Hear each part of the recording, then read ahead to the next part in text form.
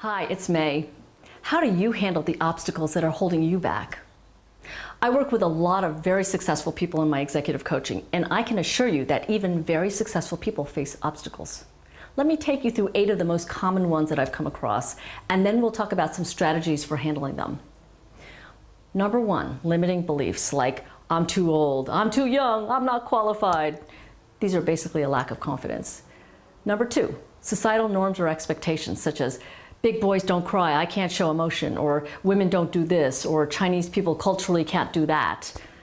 Number 3, habits, are automatic reactions or habits we've fallen into, like being defensive when challenged or saying no first before then thinking it through. Number 4, burdens of the past, things that have happened that might prevent us from dealing with the current situation in the most effective way.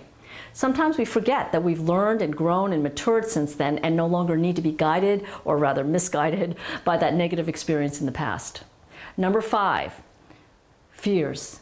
Fears of the unknown, of failure, success, all sorts of fears. Number 6, lack of clarity about what is success or how to go about a task. Number 7, people who are not supportive or who are standing in our way. And number 8, lack of resources such as time, money, or people. Looking at these 8 examples, the first 6 are really self-based. They're internal. And this kind of internal churn can really stop us from performing to our potential. The good news is, if it's internal to ourselves, there is every reason we can deal with them in an effective way. Of course, the fact that we're right up close with it can make it hard. But self-managing is a key part of becoming a good leader and enjoying greater career success. So it's in our own interest to learn to manage ourselves well. On the other hand, only 2 out of the 8 obstacles are external or other-based. Remember, they were people who are not supportive or lack of resources. Interesting, huh? Of course, what really matters when we're trying to achieve a big goal is what do we do with those obstacles? For the internal obstacles, the most effective strategy I found is to do the following 3 things. First, recognize them for what they are. Shine a spotlight on it and say, okay, I see this limiting belief, and I can see it's not true, and here is the evidence. And then replace the limiting thoughts with something much more constructive. Or maybe it's a fear. Then you look at what it is that we're afraid of and what will be missing if we let the fear keep us from taking action.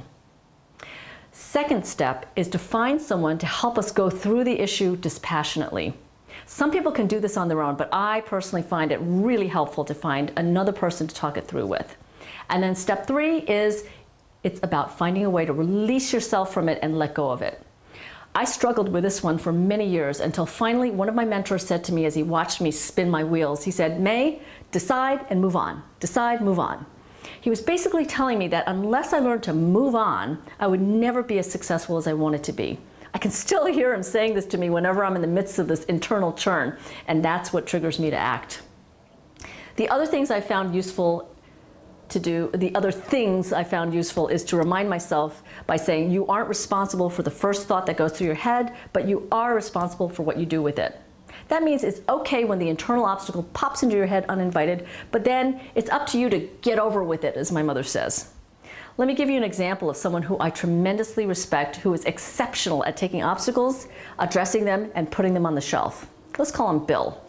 So Bill had asked me to do a project with his organization, and I said, oh, Bill, it's too far away, I'm not qualified, it's too difficult, I don't have the time, etc., etc.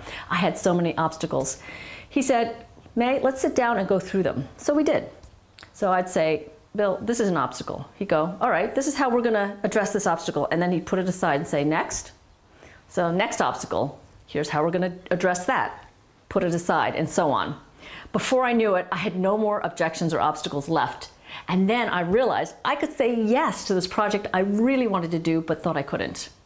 Wouldn't it be marvelous if we could do that for ourselves or find someone else to help us with it? Once we've recognized the internal obstacles, then what we're left with are the external ones. You will find that there are fewer of them, which makes them easier to deal with. So if it's a lack of time, there's always a tactic of focus, prioritize, and delegate. If it's money or people resources, then surely it's within our capability to go out there and persuade someone to either donate or hire us or give us advice so we can move forward.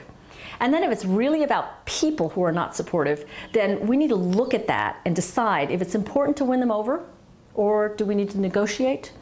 And then sometimes there's just nothing we can do and we have to move on from there.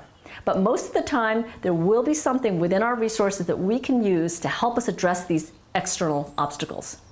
So now, I want you to list your obstacles, shine a light on them, and get someone to help you do the equivalent of, here's how we're going to address it, move it aside. And then I want you to get out there and do what you were meant to do. And remember to come on over to my Facebook page and leave a comment.